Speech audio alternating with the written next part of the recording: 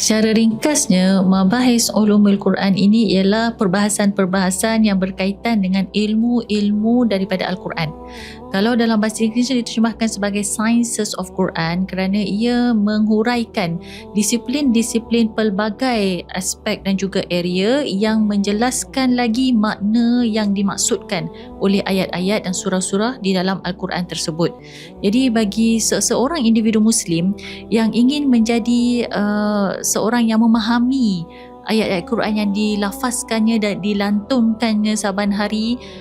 bukan sahaja dengan membaca terjemahannya tetapi dengan mendalami ilmu Mabahis Ulumul Quran ini merupakan satu indikator tahap kemampuan dan kefahaman yang baik, dan insya-Allah dapat membantu untuk membuka lagi wawasan-wawasan pemikiran yang lebih luas dan lebih dihayati oleh setiap individu Muslim dengan mengikuti subjek-subjek dan juga tajuk-tajuk yang telah pun dikongsikan melalui aplikasi Madkhal. Oleh itu, sukalah Ustazah mengajak para penonton dan pendengar sekalian, tuan-tuan dan puan-puan, untuk beramai-ramai memuat turunkan aplikasi ini yang boleh didapati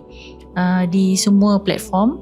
dan insya-Allah juga dengan harga yang sangat berpatutan dan ilmu yang sangat bermanfaat, ya, dan berpanjangan insya-Allah di dunia dan di akhirat.